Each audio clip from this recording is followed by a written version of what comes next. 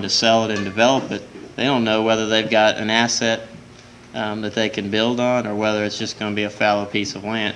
It also gets into all kinds of legal issues as well. Whether the Non-Tidal Wetlands Act is actually going to be construed to be a taking of property. Virginia is a very pro-property rights state. Who's going to end up paying for the compensation if it is deemed a taking of property? Is the city going to have to compensate the property owners? Is the state who's mandating the regulations going to have to compensate the property owner? All of those questions are yet unresolved, and I suspect that's why it's probably not going to make it through this time. Let me ask you, I think it's getting long, but why is it that we start on Denby and Boxley, it turns into J. Clyde, then you cross over 17, it turns into Harpersville, turns into partly Saunders? Why isn't it one consistent street? I really don't know. Is it different cities that name their own streets? Or? We have streets like that in Hampton. If you start in Phoebus, it's County Street, Tyler Street, Settlers Landing Road, and then it splits into Briarfield, Queen, and Powhatan Parkway at one intersection. And then it changes names in Newport News. So I don't know why that happens.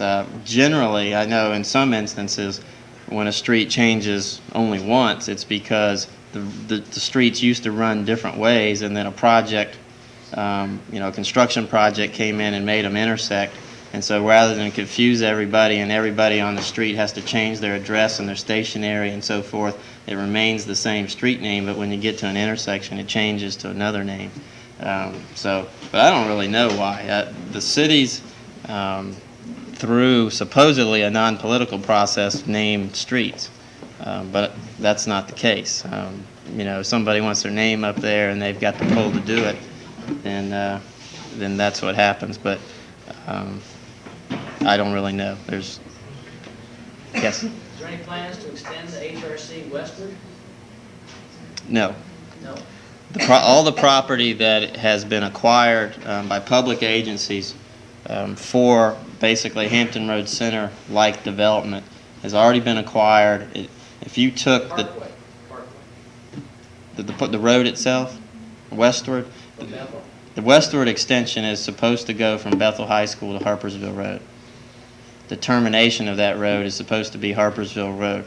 That current piece of the road segment is probably no closer than 5 years off.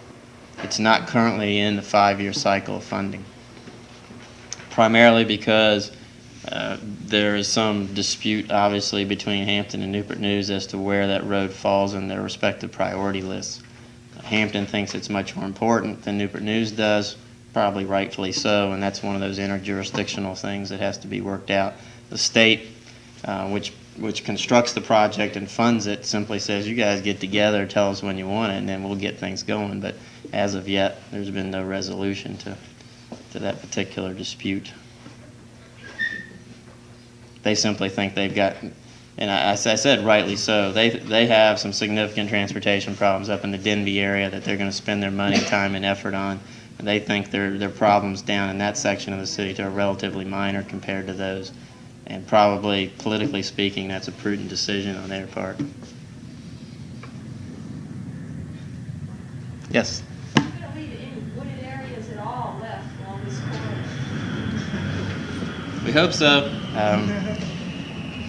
There are regulations that the city currently has, and in fact just updated about 18 months ago, relative to the preservation of green areas and trees and so forth in development. Up to that time, we basically didn't have any, and much of the development you see along Mercury Boulevard and some of the older commercial areas is a reflection of that. Some of the newer development, which you see in Hampton Road Center and Central Park, if you know what those projects are, and some of those areas are a reflection of the new ordinance. To be totally honest with you, it is better, but there's still a long way to go. And it's, in truth, it's kind of an incremental process. It's like pulling teeth from a child. I think the developers, you have to convince them a little at a time that good design, good site planning, preservation of natural amenities like trees and ponds and lakes and things is good business. And we have to kind of try and do that a little bit at a time. and we're getting there, but we've got a long way to go, obviously. How about the reservoir area? In Newport News or the Bethel Reservoir? The Bethel. Yeah, the new comprehensive plan that you saw some of the graphics on does propose that there be a protection zone around the Big Bethel Reservoir, primarily because that is the, while it's not the drinking source for citizens of Hampton, Newport News, it is the drinking source for Fort Monroe. Hopefully, Fort Monroe will be here for a long time to come. And there is a growing recognition that watershed areas and so forth around those kinds of places have to be preserved. Again, you get into some sticky issues about taking of property and so forth that have to be sorted out, whether they be in the courts or with the property owners. But there is a proposal in here to have a preservation area, at least on the boundary with the city of Hampton, around the Bethel Reservoir. Any other questions? I'll stick around a few minutes if you'd rather talk to me individually. If not, it's been a pleasure talking to you. I'm in the phone book under Planning Department. If you have some other questions, we'll be happy to try and answer them. We obviously don't know all the answers, but we'll do our best to try and find them for you. So thank you very much.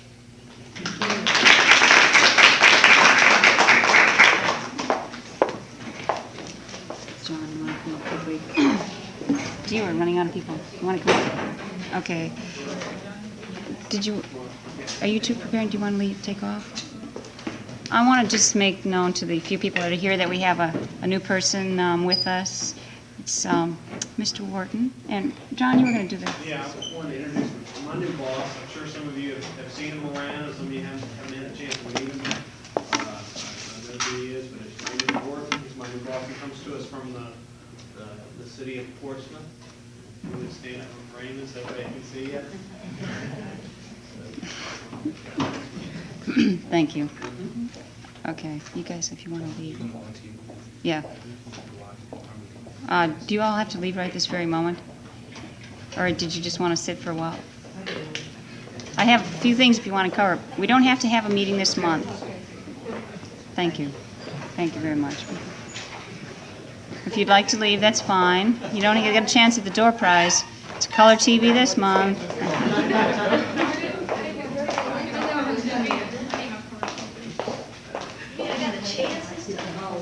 Yes. Look how small this is getting. Pardon? Yeah. Well, we don't have to have a meeting. I mean, I don't have to say anything.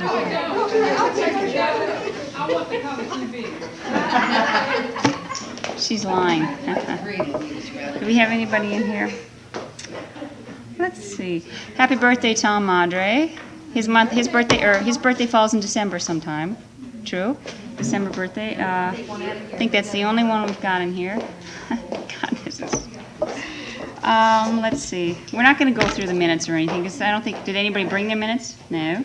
Yes. Jeannie Oliver is still here. Yes. Jeannie, quickly throw out how much money we made at sock hop. We made almost $300 at the last accounting on the sock hop, and I just wanted to thank everybody who helped me because it was a big chore, and I appreciate everybody's help.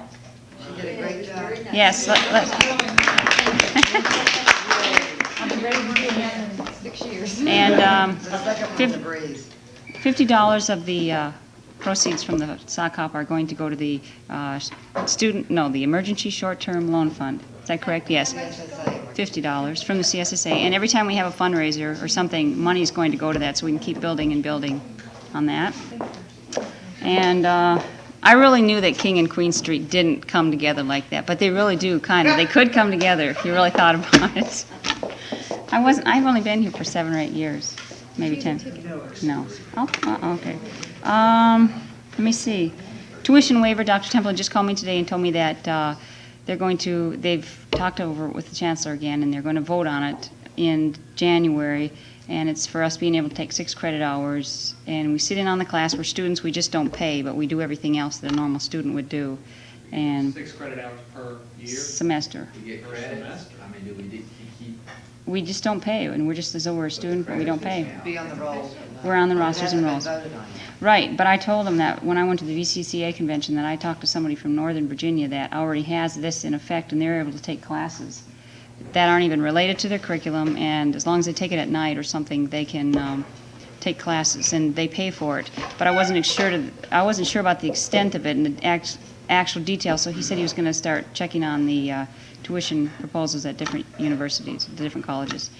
So perhaps that'll help or something, because I'm sure, I felt like somebody's doing it, and we're just sort of, we're not going on with it like there's a small problem. So let's see.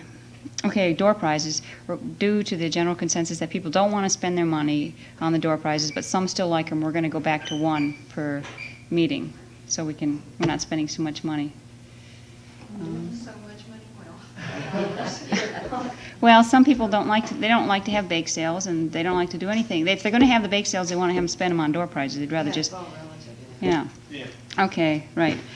Let's see, and the ad hoc planning committee, you're all aware that this has all been finished, and I have some things I wanted to say about it, that they know about, you are all aware that there are positions that are targeted as vulnerable, and the faculty positions that are slated are for vulnerable. They want to reinvest them, and it doesn't mean that somebody that's teaching in English is going to be turned around and he's going to be trained to teach in a science class. It means that position, that person may have to go, but they're going to put that position in something that's going to be, profitable for the future. I'm terrible with words.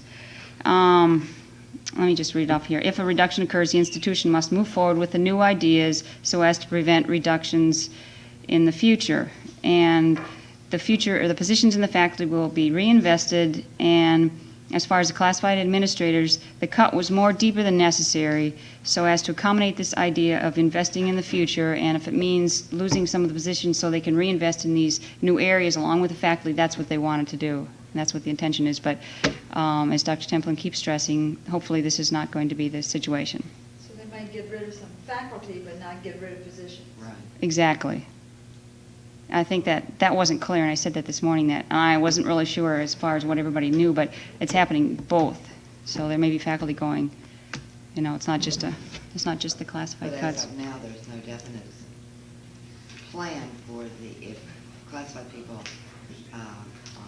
positions are done away with, that they would be reinvested, because otherwise you would have no gain. That's what I said. I said, it looks like we're not doing anything. That's not it at all. They just cut it deeper in the classified so that they would be able to reinvest those positions. And I said, well, so it's like 4 are leaving. Why not just make it 4? He says, we don't want to do that. We want to reinvest. So we're sitting on our hands if we don't do anything. We're not moving forward, just protecting ourselves in the future. And they based it on studies by the staffing task force, the mission task force. I was NACUBO, which is your National Association of Business organization, and it's what kind of determines the staffing for the classified, because we really don't have any cut and dried staffing guidelines, and then also the Appendix M guidelines. So when it first started out, they were just going to go ahead with Dean's recommendations, and they were targeting areas that they felt that there was too many people working in, and I said, well, we don't really have anything we're going on biased opinions, I felt. So they said we better reconsider, and they did, and then we discussed these other Appendix M guidelines and the NACUBO study, and then it proved totally different, and what happened was much more according to what's going on in the institutions based on what other institutions are doing, and it was much fairer, and we had to do what we had to do. I'm going to leave now. Okay, let me see, does anybody have any questions concerning that? This is all on tape, isn't it? Oh, great. Oh. Let's just go on to the door prize. You want to pick a number? And you might have to pick more than one, because I had the tickets pulled off when there were a lot of people in here. How come there's a ticket here and one here? One's for you and one's for me. Oh, I never had a Don't ticket. look, just stick your hand in there. I don't want to do it. Just do it. All right.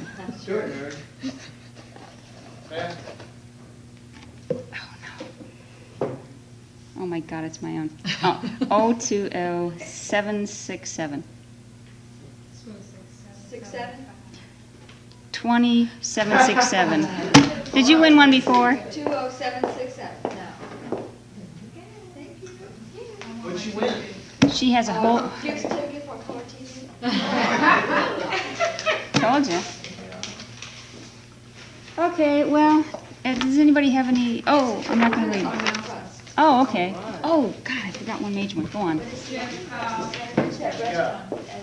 There's a dance Friday night that UMAT is sponsoring. It's $5 a couple, $3 a person. And we're gonna dress up the cafeteria like a ballroom, and it's dress to impress. The band is cover story. We're having beer and wine coolers, and gonna have a nice spread of food. It's gonna really be nice. Friday during the day, we're having Big Bubba's Boozeless Bar, and that's mixed drinks without the alcohol. It's 25-cent donation. Monday is Thomas Nelson's birthday celebration hosted by Phi Beta Kappa and SGA, and that's free, so that'll be, snacks and punch. And on the 21st is a children or kids Christmas party, which is from 3 until 6 p.m. in the afternoon. So bring your children, your grandchildren, your nieces, nephews, and it's just going to be a lot of fun. We're going to have a Mr. or Mrs. Santa Claus that's giving out gifts to the kids, and there'll be punch and cake and ice cream and gifts. So we have a lot planned.